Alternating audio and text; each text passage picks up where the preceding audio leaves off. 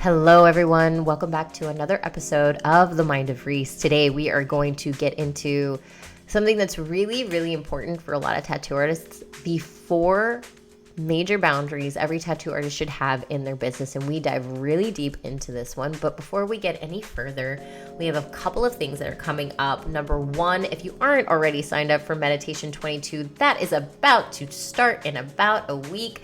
July 10th is when it starts. It's meditation challenge, $22, 22 days, super low cost to really, create a habit that a lot of tattooers really, really love. And we're going to be really focusing on confidence. We're going to really be meditating around, unleashing the confidence within us so that we can really build and create the kind of wealth, impact, community, and freedom within our businesses. And so that is huge. I'm so excited to embark on this journey with you. There's a ton of really great prizes like an iPad and a scholarship to InkSpired Academy and a one-on-one with me and some other great goodies for, it's all about point systems. So it's just by showing up and doing all the things. So if you want to sign up for that, look at the show notes.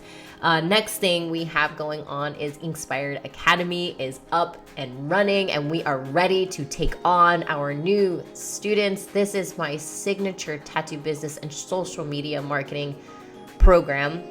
It's a 10-week program. It's a combination between, a self-paced and live coaching, so live mentorship with you. You get 8 calls with me and we get 10 weeks together and it's such a blast. I can't even describe it. It's just one of those things where it's all the foundational aspects to really shift the way that you do business. And for a lot of people that do business, I feel like they do it really well.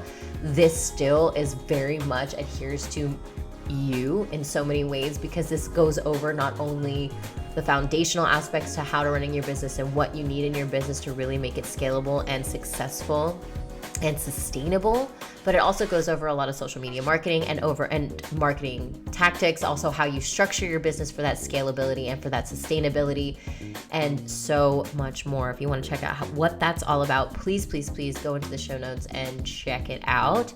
And I am currently on the hunt.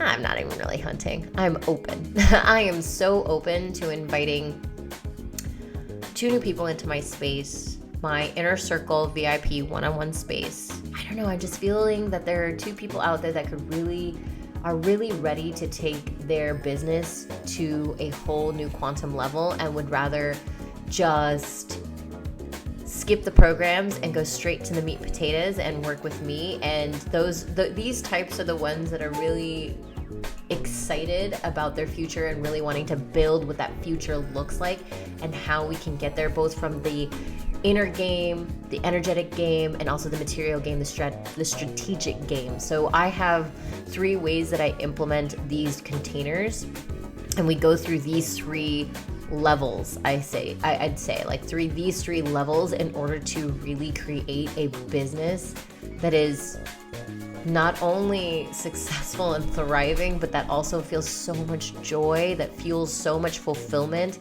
that feels so much passion within you to continue it, to keep going. So if you are feeling interested in any and all of that, please go ahead and hit the links in the show notes. Otherwise, I hope that you loved this episode. It was, something that was calling to me. I could feel it really when I had my last Facebook Live with my with my community in InkSpired Vortex. So this came up a lot and I wanted to bring this up because I feel like it's a very important thing we need to do within our businesses. So if you love it, please let me know. I give gifts out to people that follow and 5-star this stuff, especially if you're feeling called to it. Only if you're feeling called to it, please do that. And then, you can always screenshot it, send me a DM on the Instagram. And I love sending intuitive channeled gifts to those people because I always like to, feel the person out first and then send them a gift. That's just how I do.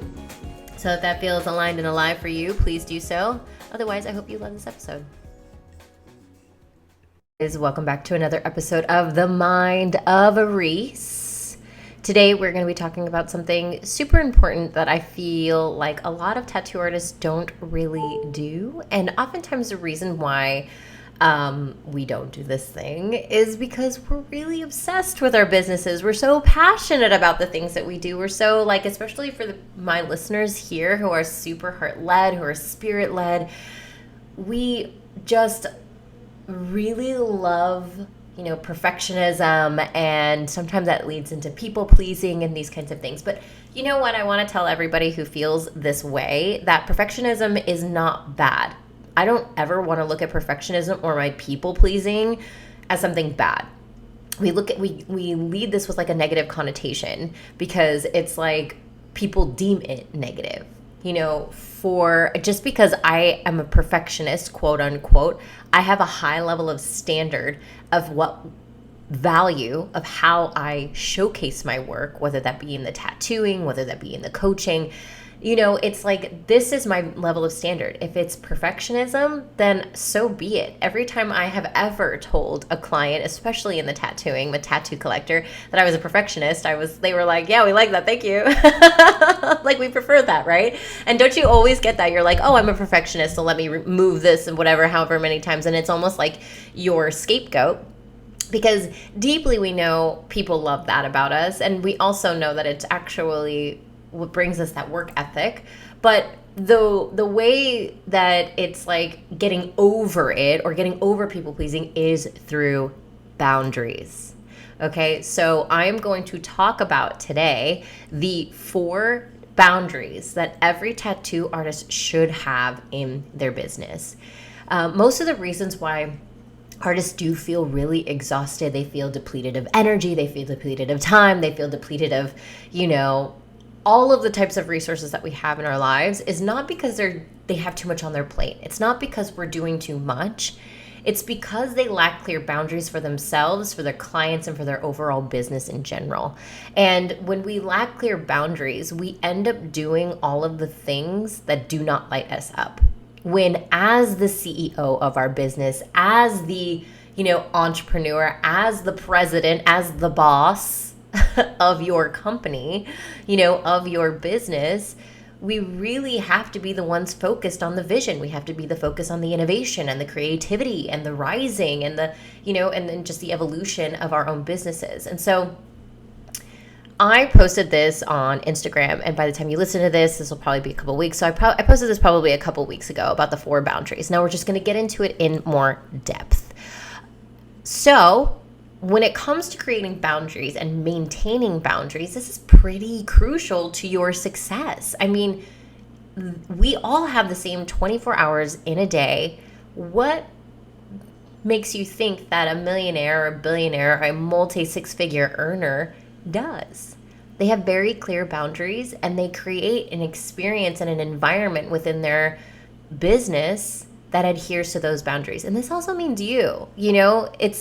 it's really hard for us to hold our own boundaries because, there's a lot of deep-seated feelings about boundaries, and then that adheres to like the people-pleasing mentality. And when we think of people-pleasing, we also think of, we have to like even move it down a little bit more, because people-pleasing isn't actually bad. Like, I want to please my people. Therefore I am a people pleaser. So it's one of those things where if I'm here to serve my community, does that make me a people pleaser? Yes, it does.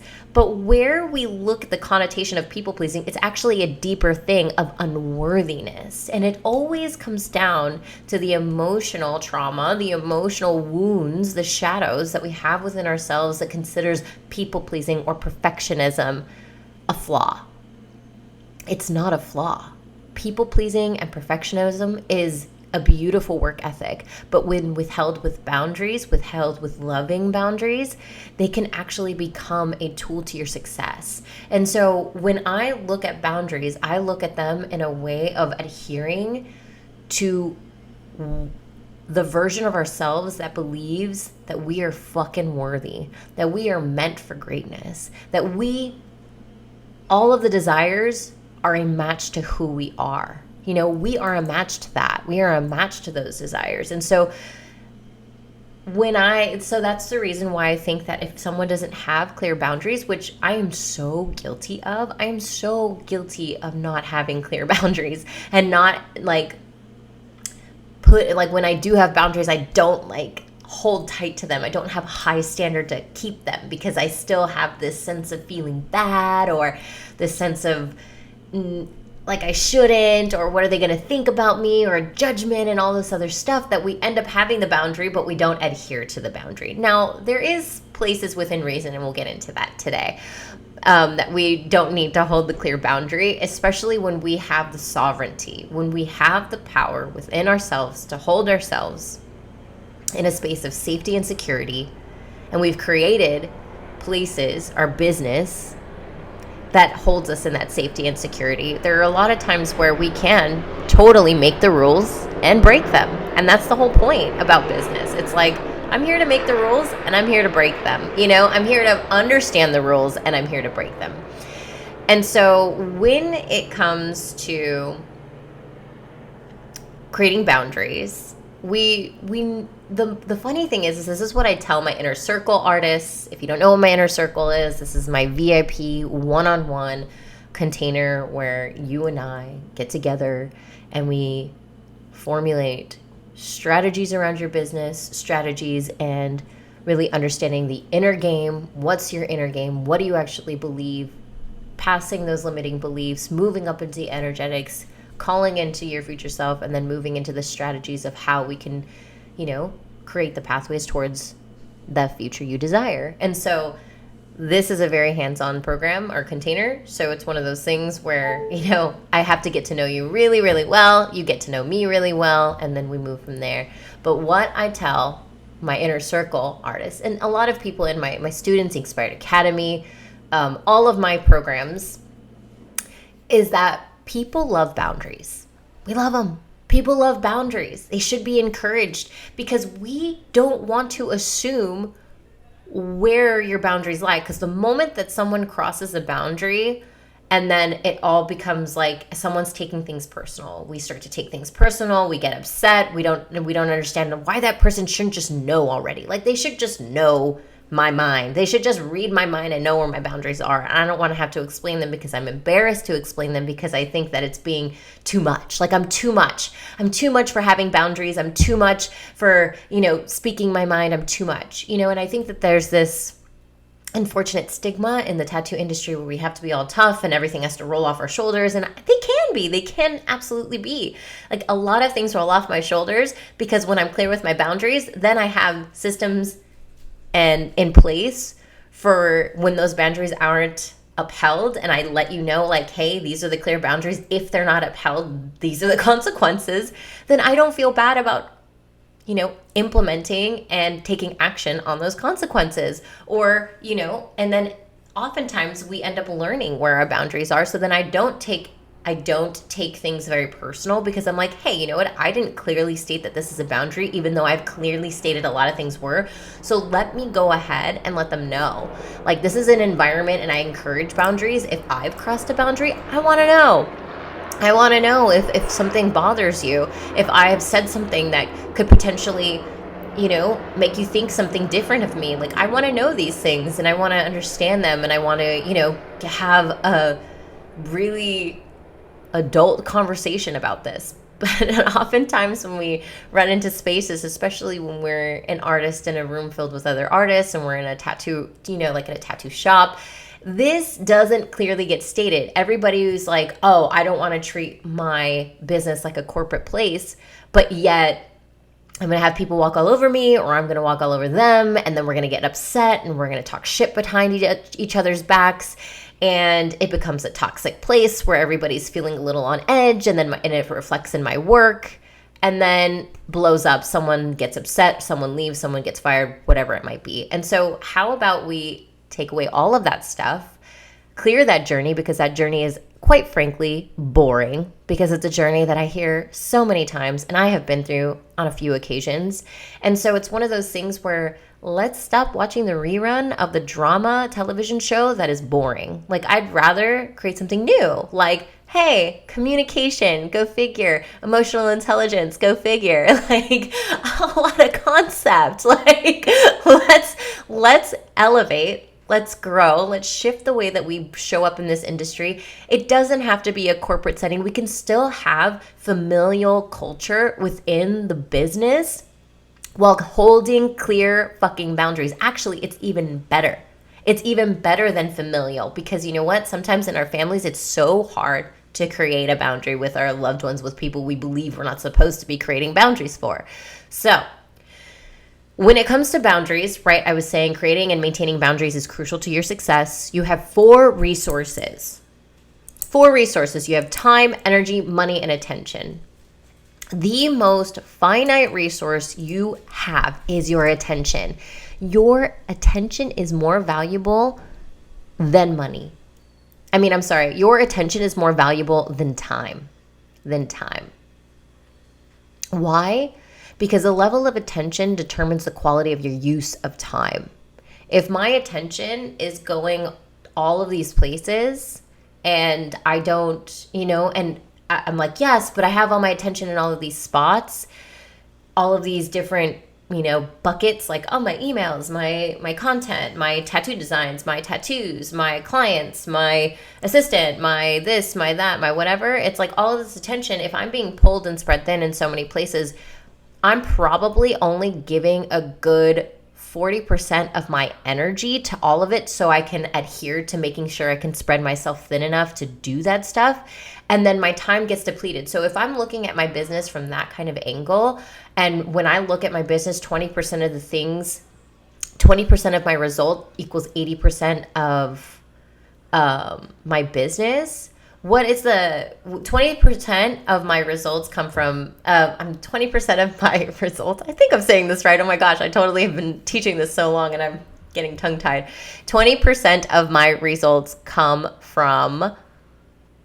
20% of the results that I make come from like the 20%, right? And then we have 80% of like the regular busy work. So if the regular busy work, the stuff that I shouldn't be in, the visionary aspect, the innovation aspect, the creativity aspect and I'm being spread so thin, all of the creativity, the innovation, the vision, that kind of gets spread thin as well. So if I can spend 20%, spend 100% on 20% of the things that create the results in my business, then I'm going to make massive quantum leaps within my business. And if I can get rid of or delegate out the other 80% that doesn't necessarily need me in there, even better. And so this is where I actually create a boundary. If there is, and this is always evolving within my business, 20% of the results that I do, all the things that I do within my business create my results. That has changed over the years as I've become, a bigger tattoo artist, as I started opening up tattoo shops, as I've become a coach, like all of these things, they have changed and morphed. So like right now, if I think about 20% of the things that I do create my results, I am going to look at those things. And then I look at, what's the 80% of the stuff that I do or that needs to get done in order for this other 20% to really, be upheld? That's what I'm going to delegate out. And so this is what I like to think of when it comes to like, okay, what are my clear boundaries? Well, let me ask myself first, what's my 20%? What's the 20% of the things that I do that create the massive results? What's the 20% of the do that create money, that create the income streams, right? I'm looking at like, for me, I love content. Like content is marketing. I do marketing very well. I know how to market. I know the psychology behind marketing. It's like, I really appreciate that side of it. So like, I'm going to spend a lot of time in the marketing aspect. I'm going to spend a lot of time in the innovation and the creativity of that. I'm going to spend a lot of time on the actual product. I'm going to spend a lot of time on the designs, on the tattooing, on my processes. I'm going to go get education on these things. Like these are the 2 things that really adhere to my business. Now, do the emails do that? Not really, but at the same time, I want the client journey to be led so well. And I don't really like being in email, so I want to be in my zone of genius. My zone of genius is creating content. My zone of genius is marketing. My zone of genius is the innovation, the creativity, the coaching. Like I love to coach. I love to teach people. My innovation, my zone of genius is, the tattooing. So all the things that need to get done, in order for, people to show up, my clients to show up and stuff. So that's like the 80%. It's like 80% like the emails. If you don't like content creating, then it might be like some of the content, like handling some of the captions and things like this. Like there's so many things that you could delegate out that are not in your zone of genius, that are things that don't bring you joy, that still need to get done. You delegate out. And the funny thing is that a lot of people, and I told this to my students before, which you're welcome. You're getting a lot of free coaching in this. You get a lot of free resources in this, is that we look at it from a perspective of like, but I don't have any money to pay for an assistant. And it's like, when there's a will, there's a way, first off. Second off, everything is figure outable. It's pretty much the same thing. And number three, when there's skin into the game, you're going to figure it out. So like, let's say you're like, yeah, I don't have $40,000 a year to spend, or $30,000 a year, or $20,000 a year to spend on an assistant. Yet I have this X amount to spend and could move up to this amount. It's like, figure it out. You figure out how many hours you can, have from this assistant. And I promise you, the moment you have one, they will have more to do. People are always like, I just don't have enough for them to do. I'm like, oh, you have plenty. You run a business by yourself. You have plenty of things to do. I seriously, I already know that I'm ready for a third person in the space, a third person in my company, a third person in my business to handle more of the stuff, because I want, Kayla to rise to be more of a creative thing. Kayla is my executive assistant, as you will. And so it's one of those things where I'm just like, I want her to be more in the creation aspect because she knows my business so well that I want her to be more on like that aspect. But I also, her zone of genius are different than like some of the other spots where I would really like another person for that type of zone of genius. So it's like this is what we do. This is how to grow. This is how to become scalable. And if I'm always constantly in the 20% of my zone of genius, the 20% that creates the results, the stuff that makes it innovative, then I am holding clear boundaries, first off, because I'm like, my level of standards, my values, I know what my values are in my company. I know what my zone of genius is. I know what I love doing. I'm going to do those things. Everything else that has to get done, I'm going to delegate that out. We always look at the who, not the how. I don't want to know how I got to do it. I just got to look at who's going to do it, and who's going to do it probably better than me. Now the journey, the emails, the DMs and stuff like this, like, I don't answer all my DMs. They get looked after. There's a billion DMs in there. I'm like, listen, I don't want to answer my DMs, but I do want to answer the ones that definitely ring like needing Reese attention to create that nurturing. Now, I don't nurture many tattoo collectors in my DMs. I nurture tattoo artists in my DMs who desire more avenues on how to work with me in the coaching space, how to make their business bigger, how to do that kind of thing. So when that happens, or I'm nurturing current community clients, like people that are already my students and they've been with me for so long. I mean, I've had people with me for almost a year. I've had people with me for 2 years. They keep coming back and doing more programs with me and doing more coaching with me. So it's like, I want to focus on them. So if they're sending me DMs and stuff, all my DMs get filtered through with my assistant, and then I get the shortened list of like, here are the ones that I think you should focus on, and then I focus on those. The tattoo collector, on the other hand, they don't start getting touch points with me until the moment they send in their idea and we love it, and we're like, all right, here's the touch point, let's go. But I create touch points through social media, through through other avenues like this podcast, through just all of like different, and like in comments and things like this. Like, this is where I create little baby touch points and little micro like transformations where it's like, ooh, she is easy to get to know, and I can get to know her, and she seems really fun to work with, and I want to work with it, and then they make a move, and so that's the thing. So these boundaries that I have is what helps me create all of the things that I create on a daily basis. Okay, and they're always evolving and shifting, and I'm always getting better. For example, story time, a couple of people didn't show up to my meetings today, which doesn't really bother me, but I do get in the zone to make sure that my meetings are adhered to. We had a couple of people excited to be on the inner circle, and they had shown interest, so they set up a meeting, and then they didn't show up, which is no big deal. It's like, yes, I get it. It's a really big investment. It's kind of scary and these kinds of things. But now in my mind, I'm like, well, in order to adhere that they show up, we have, there's two ideas in my mind. One, it's like, how can we get them in faster, not make them wait a couple weeks to have a meeting with me, so that they, when they're excited about working with me on such a high touch level, that they get a hold of me right away. It's like, so where in my schedule can we delegate and differentiate in order for this to work, for us to be like, hey, let's get you on a call today or tomorrow, as opposed to 2 weeks from now, because my schedule's so crazy. And second, it's like when we do send a confirmation email, that they have to actually press the confirmation button in order to confirm that they're going to show up the next day or the day after for their appointment, even if it's 2 weeks in advance. And so now I'm like, okay, I'm not going to take this personal. I'm just going to set another boundary. You know what I mean? So these are the things that we do. Like, we get to learn and ebb and flow. But right away, you already know what most of your boundaries are. And so this is what we're going to talk about. So the first boundary is social media boundary. The social media boundary, the reason why I want to touch on this is because I teach social media marketing a lot for tattoo artists. And so we will start here. So this one gets everyone, because nobody wants to admit and be honest with the fact that you guys really shouldn't be on your phones all that much scrolling. Like, if it were up to me and if I had to be a mother to you, which I don't believe in mothering energy, that's such a wounded masculine energy, because it's like micromanaging. But if I were to offer you something that would literally save you probably 800 hours a year on average, Netflix and social media, unconscious stuff. Like, if it's unconscious and it's unconsciously done, it's habitual, I'd say kick it. Like, I kicked Netflix about 2 months ago.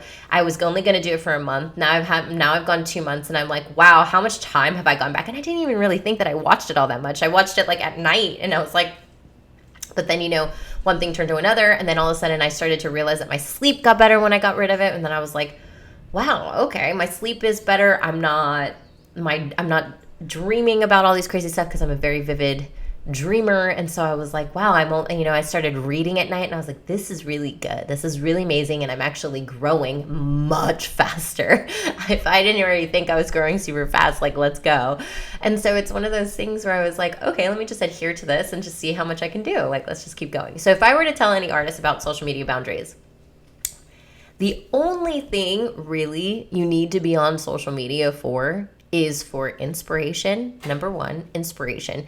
Inspiration meaning that you are gaining inspiration for things to post, you're saving them, you are, getting inspired by them. I was talking about calibration to my students the other day in Unfuckwithable. It was like, we want to be calibrating around the people we're inspired by. We're taking the things that they have or that they do or that they honor, or, like just a value of theirs, like who they are being, and being like, you know what, I really like the way that this person does this. And I really like the way that this person shows up like this. And I really love how brave this person is like this. Oh, and that's really creative. This person's always so innovative and creative. I want to take a little of that. So it's like you're like trying on what other people do and making it your own, and like creating your own brand voice, your own brand mission and movement. And so it's one of those things like, yeah, I feel that. So it's like about calibrating. So if you're getting inspired, get inspired. Okay. But put a cap on it. Don't go in to get inspired and then become unconscious. I always talk about conscious and unconscious consuming. Conscious and unconscious consumption. When we are unconsciously consuming, we don't realize where the time has gone. And then all of a sudden we are rushing and hurrying and wondering why we have no time, because you actually don't know where you spent it. And so for me, it's like, become a conscious consumer. Put a timer on if you know that you're the kind of person that kind of gets stuck in the black hole, where you're like, yeah, my algorithm, the algorithm that I've created for me, doesn't really get me so stuck in the black hole, because I don't really have anything on my algorithm that's like funny or stupid or, any of those things that like people kind of get stuck on, which, it used to. I used to have a lot of like, I don't know if anybody's heard of the dodo, but like the dodo with the dogs and the cats. And I still have that, but it's one of those things where I just don't have like memes and stuff like this. Like, I keep mine strictly like inspirational for like tattoo ideas, or even just like coaching and around like topics I should be talking about, and really just, following that kind of stuff. And so that for me is like It keeps me in the straight and narrow, but if you need a timer, time yourself.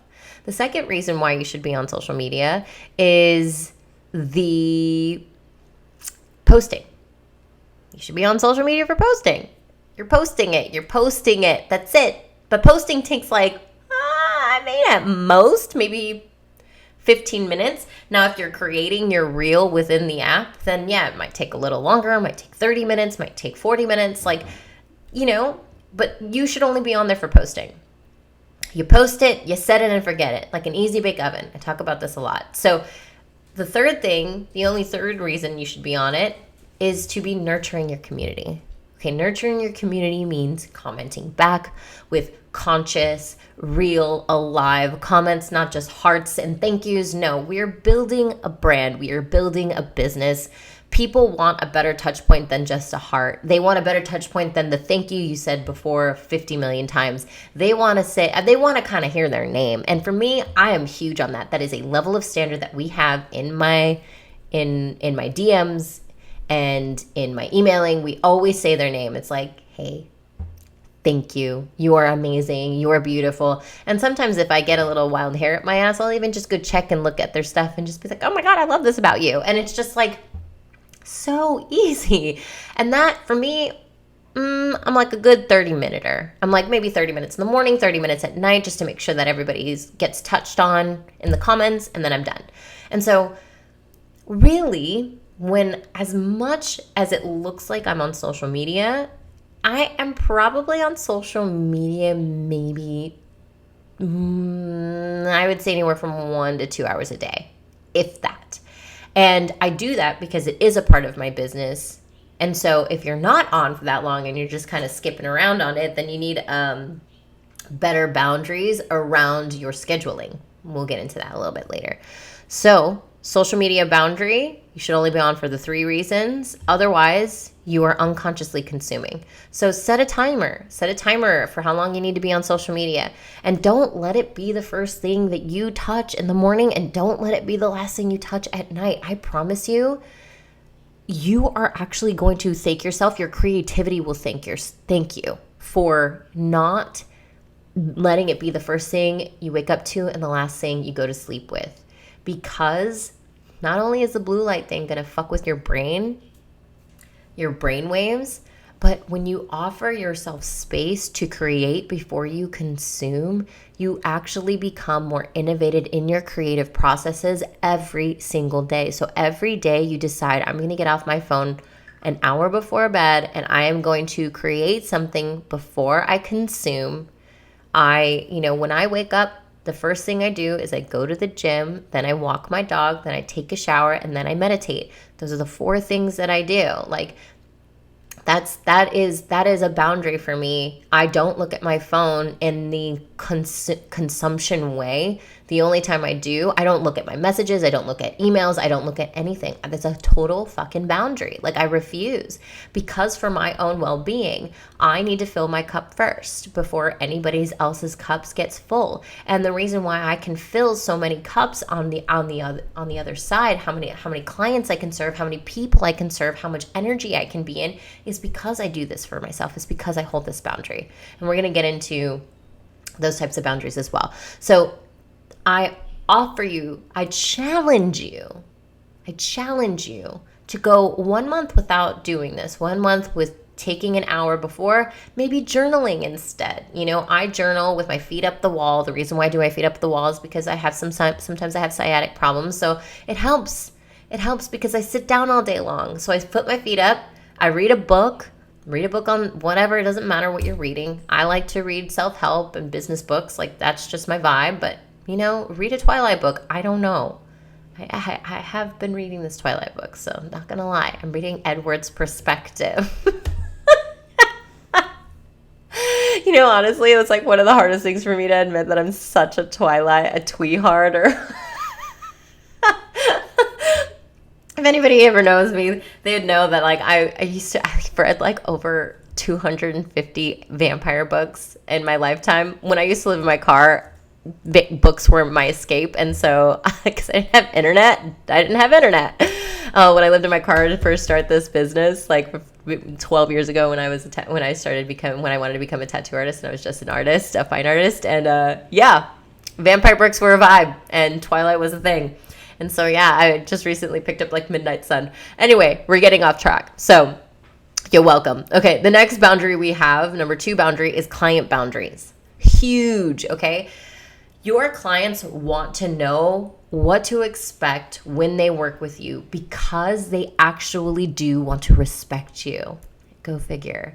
I know that a lot of people out there feel so disrespected by their clients, but you know why? It's because you allow them to. You don't have a clear boundary for them. When they text you, when they email you over and over again, when they are all up in your space, if they show up out of nowhere, I don't know what they do. Like I have very clear boundaries with my clients, and they know upfront what those boundaries are. And you know what? They love that. They love knowing.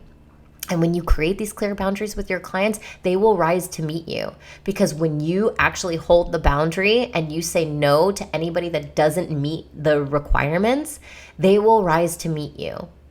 Because they will be like, wow, that sucked. I didn't get chosen for this, or I didn't even get an email back or whatever, and we'll let them know. We're like, hey, the reason why you got put back in last place in us looking at your email is because of the fact that you didn't follow all of the directions that we asked you to do in the very beginning. And we love you and we're sorry, but this is the reason. So if you want to hurry up and send something, go ahead. But this may not get you in this time. And we love you, but we hope you resubmit no matter what. And with that, they're like, oh shit, what did I forget? And then they resend it, and you never know. Like I'm always willing to look at things like a few times. So it's one of those things where but we just hold the boundary. We hold it clear, but we do it lovingly. We're not a dick about it. I'm like, no, I want you to win, but here's how to win. So read it. And, I used to have a really hard time with details. So I was like, you know what, if I really am asking all the people around me to read the details and to get really clear and to really understand, I better uphold that level of standard as well. And so anything I'm asking of everybody else outside of me, I'm doing it for me. I'm doing it with me. And I'm the first one doing it harder, tenfold. I am tenfold on top of it.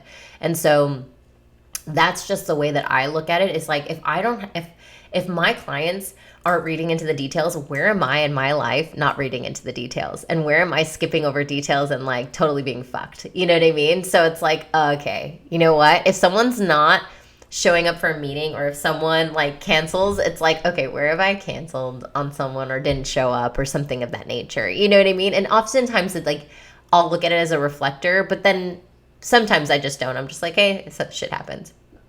Excuse me. And then like, where can I create a boundary? Where can I create another system, structure in place that will help me make sure to alleviate that boundary, because I hate being stood up or something of that nature. You know what I mean? So we want to just create that boundary. So for your clients, the first thing I want you to know is that we all understand who our ideal client is. We all understand who our soulmate client is. We know who touches us in a way that we're like, yes, you're a badass. Can I clone 20 of you? Like, that's the kind of people. But we also have to understand, what is the list of the people we don't want? What don't I want?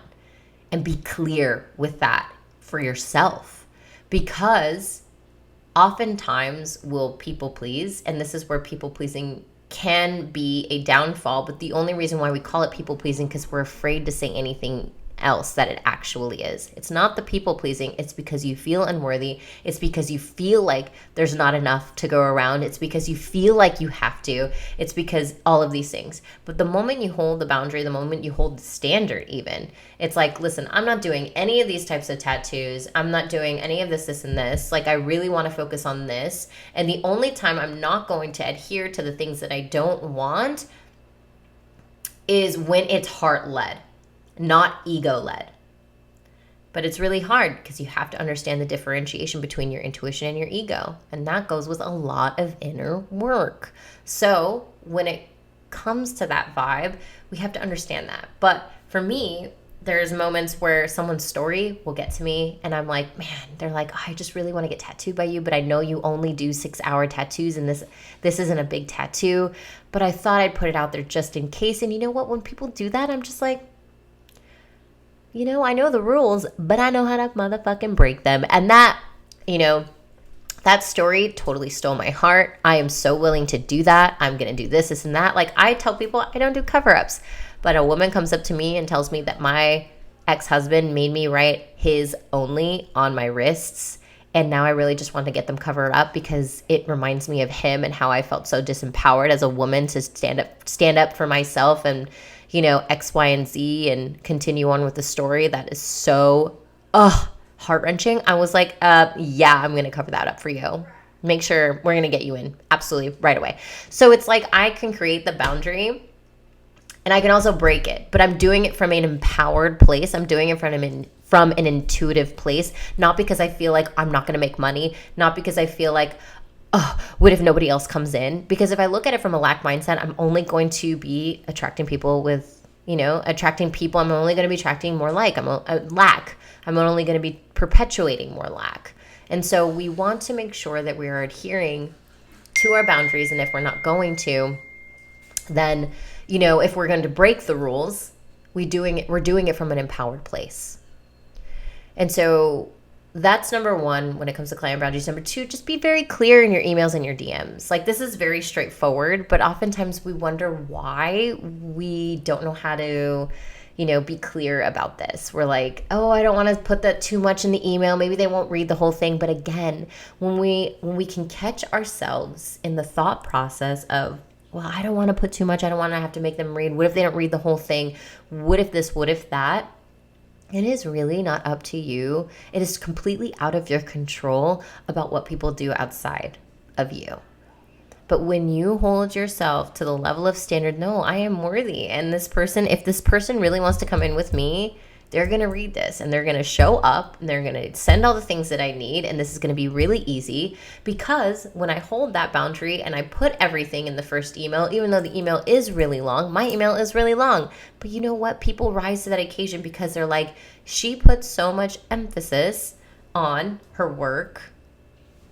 She puts so much emphasis and time and energy into the things that she creates that I know that she's a tattoo artist for me. Now, if you're not focusing on the product and your focus is somewhere else, your focus is maybe on the money, then you need to reevaluate where your focus is. Because then if you're so afraid that people won't want to get tattooed by you, then there's might be a confidence thing in your work. Now, if your work is beautiful, which oftentimes it is, and people are just going to evolve with you, because I have a lot of artists that feel like their work isn't good, and I'm looking at their work and I'm like, oh my goodness. Okay, so this is an inner job. This is an inner workings. This is an emotional work that we have to do. This is shadow work. This is wound work. We have to understand what is it that you actually believe and, release those limiting beliefs and create more empowered emotional response systems, And so there are different ways to look at this, but I just say be very clear in the email, and if you're feeling like you can't be clear in the email, then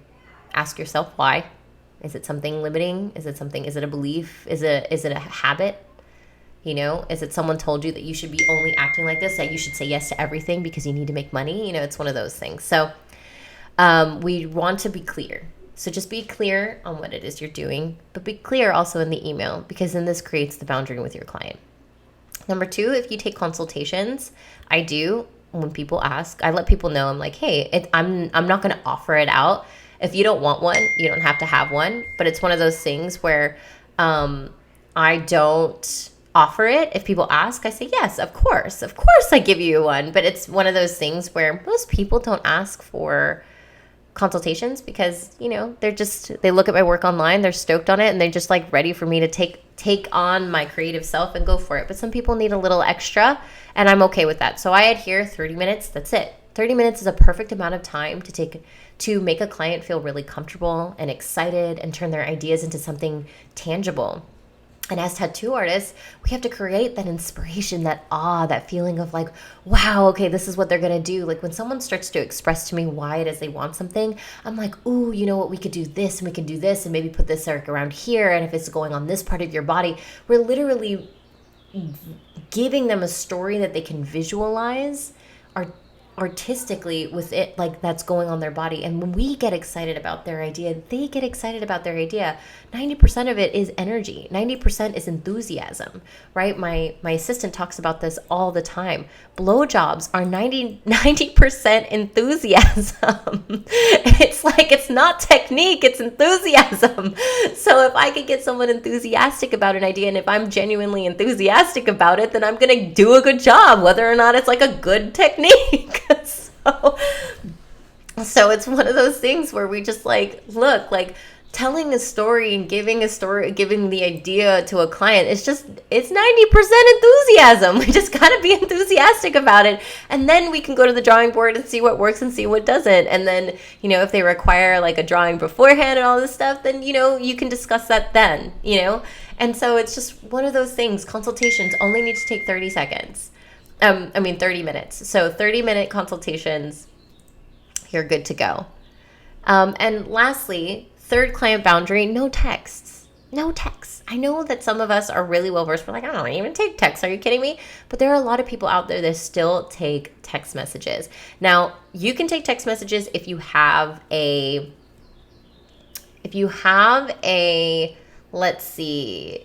business phone that already is dedicated to your business and you have business hours that you've set for yourself. You have the boundary of the business hour and you don't answer before or after. And that's good. You know what I mean? If you feel that that's what you want, like that's totally okay. Personally, for me, I like email. If someone sends me a DM, I'm very kind. I'm like, hey, Karen, we love you. We want you in here. Here's the link to my emailing list. Get on it. Or here's a link to sending me an email. Get on it. And personally, for me, you're doing two things when you get people on email. One, email addresses are currency, period. You have currency. That's like getting someone's phone number. It's like, cool, I have a touch point with you. You're a very warm client. You're a very warm lead is what they call that in marketing terms. It just means that this person is actually excited and wanting to get tattooed by you. They haven't actually booked yet, though. When they're warm, they're excited. When they're cold, it's just like a follower. We call that like a follower, like someone just kind of voyeuring. They're like, they're cold. I mean, they may be warm, but because they're following, but it's just like voyeurs. So it's like we want to look at it from a perspective of like, we want to collect the email address because, hey, maybe they don't get tattooed today, but they might get tattooed tomorrow or they might get tattooed next year. I've had people wait 6 years before they come and get tattooed by me. So it's one of those things, they have their email address, but they're like, oh yeah, Reese is opening up her books. Do I have the money? Do I have the time? Do I have the energy? Is that something I want to do to treat myself?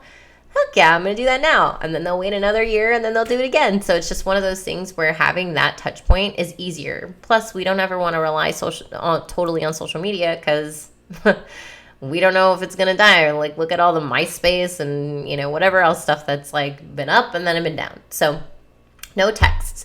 No texts for that reason. And for another reason is that even if you're just starting out as a brand new baby tattooer, bright-eyed, bushy-tailed, and you want to be as people-pleasing as possible because you want people to know that you care. And text messages just makes it somehow easier in your mind. I want you to switch the narrative of like, just because I'm starting doesn't mean my business isn't a big deal. Your business is a big deal because one day it actually will be. It actually will be. We set the standards at the beginning, not when we think we're big enough to switch. When we create the foundations right here and right now on the level of standard of who we want to become, of the future self we want to calibrate to, that's the only way to identity shift and to make sure that you're constantly on that pathway. If I am going to be stuck in the past on the way that I do things because I don't think I'm good enough to do something, I'm going to continually operate from that space. And that's not where I want you to operate from. So I want you to look at the best case scenario. At 10 years from now, what does your business look like? And I want you to start implementing the foundations right now for that. That's what I want. And if you want more, InkSpired Academy is literally about to open for fall enrollment. This is exactly what I teach. New tattooers, well-versed tattooers, veteran tattooers, that are really looking to change the way that they do business. this is the program for you. It is a 10-week program. We dive in deep, more than just social media. We do get into hugely social media marketing and everything like that, but it's a lot of deep foundational work for your business to switch how you're doing your business to make it more easeful, sustainable, and scalable. Okay, so enough of that, but believe that your business is big, because it's a big deal, and you should look at it as such. So people will treat your business as a big deal when you start treating it like a big deal. Okay, your third boundary, your scheduling boundary. It's like, set a base schedule and stick to it. So at least this way you can have daily and weekly understanding of how your week typically goes. For me, I tattoo Tuesdays, Thursdays, and Fridays. Everything else goes around that. Okay, Mondays are typically like my CEO days. Those are the days where I have creative ideas, innovative ideas. These are the days that I take meetings with like my mentors, with my business mentors and things like this. On Wednesdays are days where I take a lot of like my coaching calls, when I do that kind of stuff. Mondays and Wednesdays are normally those days. Saturdays and Sundays, I'm off. Typically Sundays, absolutely, I don't do anything. Like, unless I want to, but it is a total boundary. I don't do anything at all on Sundays. Don't even look at me. I'm not doing it. Saturdays, I give myself a little leeway. I like to do whatever I want on a Saturday. I'm like, ooh, you know what? I want to do my drawings today and just get them done. And that'll be nice and spacious for me on Monday, so I don't have to do that then, So like, I have these set times on when I do things. And then I have a priority list. So there's this priority list in case I can't get everything done. Like, this June has been a little overkill. So I had to do a little holy hustling this month in order for me to make sure I get everything done. But it was too much. It was a lot too much. And I realized that I was spreading myself thin. So you know what? I was like, okay, re-implement, re-strategize, restructure. What do we got to do differently? I need more space. Spaciousness, freedom is a value of mine. It's a very top tier value of mine, and I hold that to a level of standard that's very, very high. So if I'm not feeling spacious and free, my creativity doesn't adhere to that, and my innovation doesn't adhere to that. And so if that's not something that we're not focusing on, then we got to. But then there's moments where I'm like, well, I can't, and I got to holy hustle, so I'm not going to be mad about it. So I'm going to holy hustle. So I knew walking into June, I was going to be a little extended, but I handled it with grace. Everything, I put it all in the schedule. I made sure that I had time for me at the end of every day, in the middle of every day. Oftentimes, like, I would take all my meetings in the mornings, and then I'd take a break, walk my dog, and then I'd go do yoga, and then I'd come back and finish the work that I got to do, and then be done by 7:30 so that I can be in bed by 8 to read and then not look at my phone till 9. So it was just like, and then I wake up at 4:30 in the morning. So these are like, I have a schedule. And what's so beautiful about having a schedule is having that, like, really, like, your king, it's like your masculine energy really, really support the feminine, so I can flow and feel spacious and be creative and be innovative and be, it's like, these are the balance. Like, this is the balance of polarity. Like, our masculine energy, we're not overdoing the masculine and we're not overdoing the feminine. We're just disempowered. And when one energy is disempowered, the other energy is disempowered as well. So it's not that you're too much in your feminine or you're too much in your masculine. It's more that you're just in disempowered energies. Your masculine wants to support your feminine. Your feminine wants to support the masculine. It feels more spacious when she feels supported. And so it's like, that's why I love having that base schedule. And this could probably, turn your mind around about having that as well. So these are the reasons why I set my days up for success. So like, the priority list is like, oh shit, well, I've got so much I got to do this week. Like, I always like to write a list down of the things I got to do this week and then put them in places that'll work. But if my priority list is like, okay, these are the things I can let go of till next week, these are the main things that need to get done now. So this is what we do. Okay. And lastly, your biggest and most important boundary is your energetic boundary. Protecting your energy is so important, especially when we have to show up and feel, quote unquote, on for our clients. By having boundaries in all of the above, in the social media, in the scheduling, and with your clients, you alleviate so much time and attention to make for yourself, because you are the most important one, right? We have to put the mask on you, the oxygen mask on you first, before we put the oxygen mask in the passenger next to us. So the way that we can have energetic boundaries is really, number one, self-care. Easy peasy, but nobody wants to take care of themselves, so it's like really tough. This could look like anything. This could look like taking walks. This could look like meditation. This could look like gym. Like I do all of those things in the mornings before I even look at my phone, because of that. Before I even start to consume, like I'm like, okay, I do the meditate. I wake up, I go to the gym, I walk the dog, I do a meditation, and then before I even consume anything online, I create content. I love to create right then and there in the morning, and I have most of my things kind of like written down. I have a schedule. I won't talk about content scheduling at all here, but like I have some episodes that do talk about that. But like when I have this type of schedule that supports me, I'm able to like, okay, this is what I'm going to create. This is only going to take me like 30 minutes.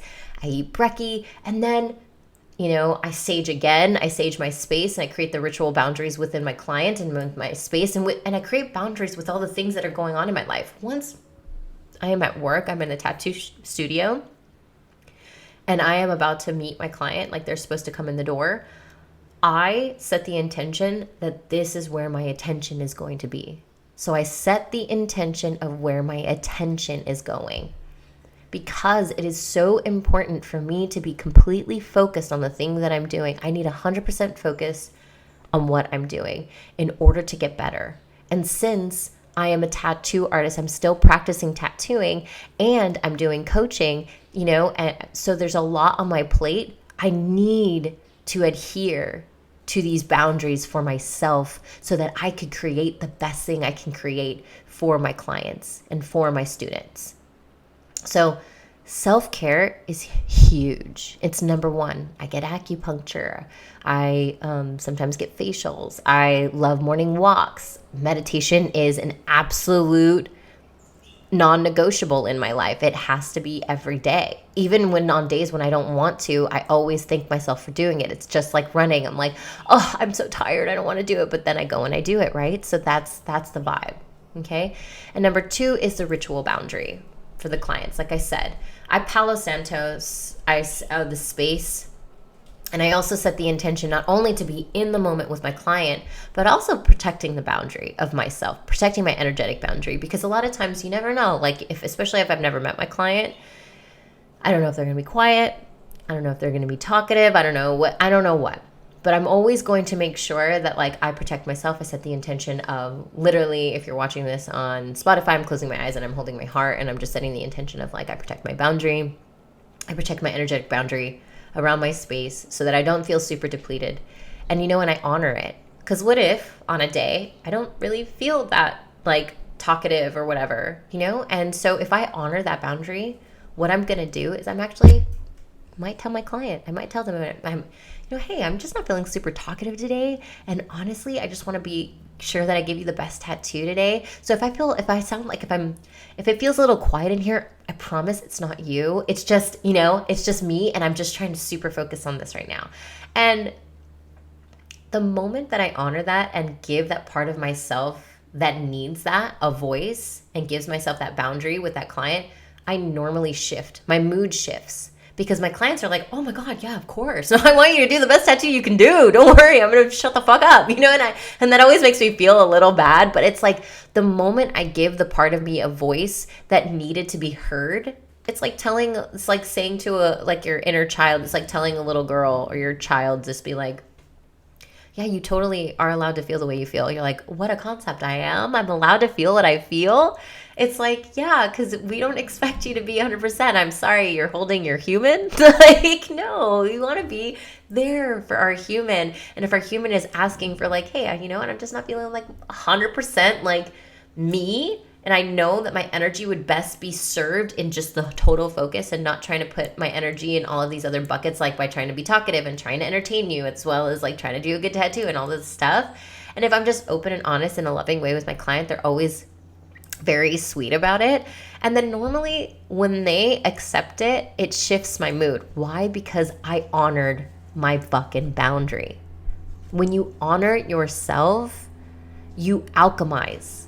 You alchemize the feeling within you, because what's happening is it's just a feeling when I feel like, oh, you know what, I just don't feel talkative. And I don't know why, but I'm just alchemizing it. So I alchemize it and I use it as momentum. My mood shifts. I'm using it as momentum. All of a sudden, I'm talking to my client and they're like, wow, this is the best experience ever, you know? And so that's what we do. And so that is my spiel for you guys. And there's a longer podcast, but I hope that you guys love it. And if you do, please let me know. I would love, love, love. If this feels aligned, please give this 5 stars, give it some lovin', leave a comment. And if you do, go ahead and screenshot it and send it to me via DM. I love sending gifts out to people that do that for me, because the more people that follow and, you know, give this podcast 5 stars, the more it loves on others and it shares it out to everyone else. So yeah, if this feels aligned and alive for you to give it some love, follow, and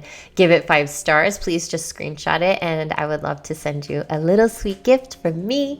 Anyway, you guys, I hope you have a beautiful day. I hope this was super supportive. Please let me know in any which way that you want to. You can share it. You can send me a DM. Tell me how much you love this episode. You have a great rest of your day, and I'll see you in the next one.